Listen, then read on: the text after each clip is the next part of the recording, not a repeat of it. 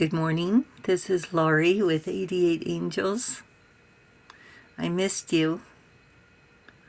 I thought of you every moment. I hope I captured enough video for you to enjoy camping as much as we did. Just being outside, listening to the birds, watching the chipmunks, which I haven't seen forever. So I went outside this morning to get cement for my tea. I found these feathers. They're only about as big as my little finger. Look, see, they're small. They look big, but they're small. And look what else I found for you. Some roses. I know. I know.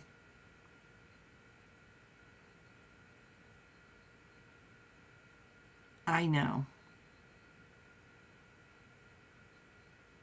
It's just hard to explain, isn't it? Let's look at our cards. Lihaya is our guardian angel from September 8th through September 12th. The adored God wants us to have obedience with collaboration, receiving awards. Obedience causes harmony and peace, calms anger. This angel looks like a warrior with a halo.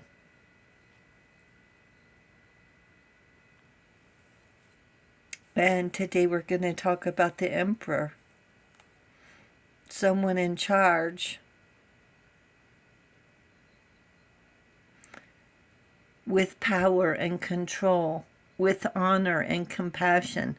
What about loyalty? That too. An emperor is a great leader. This person we're going to talk about today was a Sioux chief and medicine man. He fought for the rights of his people. He was born in 1831 in South Dakota, and his name was Jumping Badger. His father and two uncles were chiefs of the tribes. At 10, he killed his first buffalo, already demonstrating Lakota's virtues of bravery, fortitude, generosity, and wisdom. He became the leader of the Lakota society struggle for identity in the 1850s. As a leader, he made every effort to avoid white settlements and forts until the 1880s. That was 30 years. Many times it said his visions came true according to his followers, and he became a spiritual leader, along with chief and leader of non-treaty Indians. In 1875, the U.S. decreed all people not on reservations were considered hostile. So Sitting Bull sent word to those on the reservations living on meager rations on the reservations that he and his people were feasting on buffalo. I don't know how he got word to them.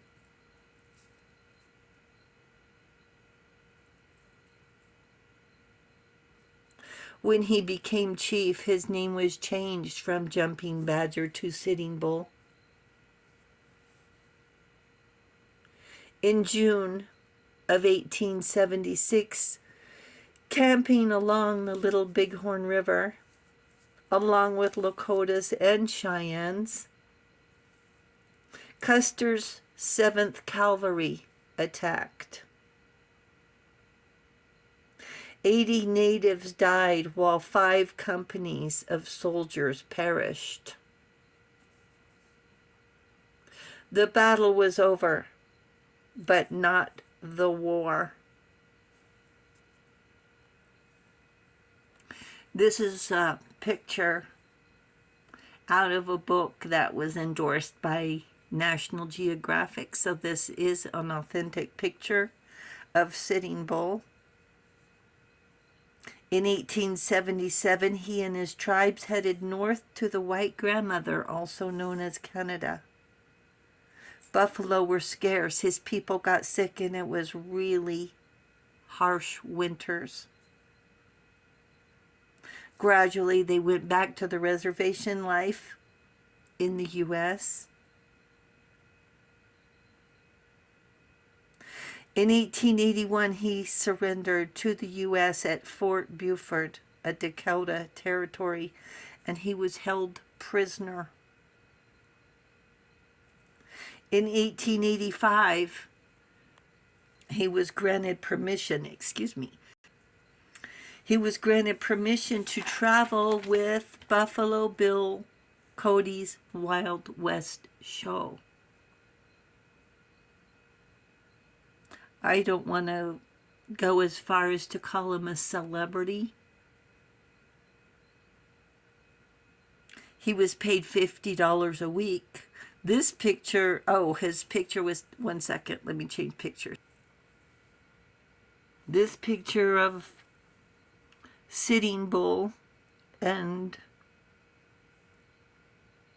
Buffalo Bill was taken in Montreal. After season 1, he wanted to go home. He was tired of traveling. It's also said his permission was revoked by Standing Rock agencies. Believed to be involved in an uprising called the Ghost Dance, where the Indians were encouraged to give up all white ways and items. The buffalo would return, believing ancestors would return, and believing their freedom would be restored.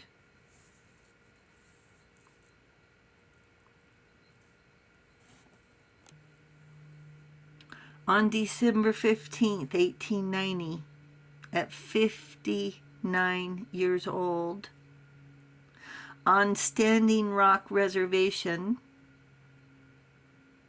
So this is where I'm confused. He was being held a prisoner, and it wasn't good enough. His arrest was ordered. The 40 officers kicked in his door, and shooting ensued. By the time the frenzy stopped, bullets were flying. 15 people died. And it's said, as history goes, 2 weeks after his death, the Army massacred 150 Sioux at Wounded Knee. A loving leader, compassionate, is dangerous to those people who want to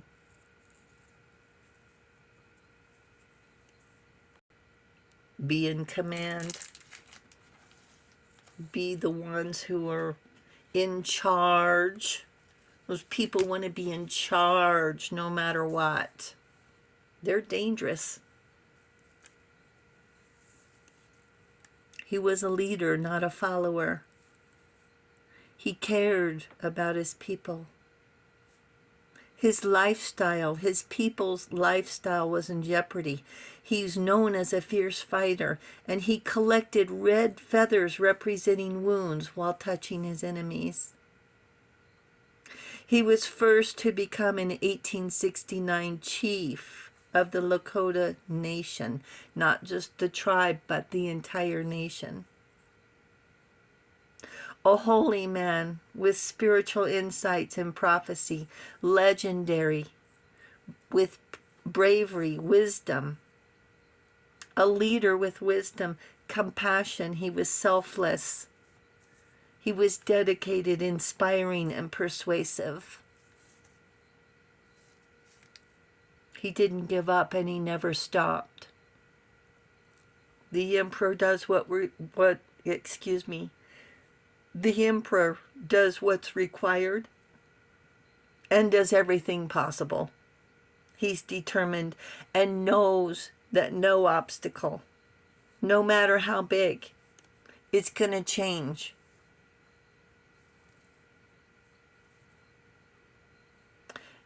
his destiny. What do you do when everything and everyone you know and love is ripped away, stolen, lied to? Unfortunately, this sounds so familiar. We do what's necessary to maintain your dignity. Hold your head up and take the high road. Angels say honor and self-respect are monumental. Thank you, angels. Thank you, viewers and subscribers. Thank you for hitting the subscribe button. We really do appreciate it. You enjoy the day. Keep your head up, okay? I'll talk to you soon. I love you. Bye.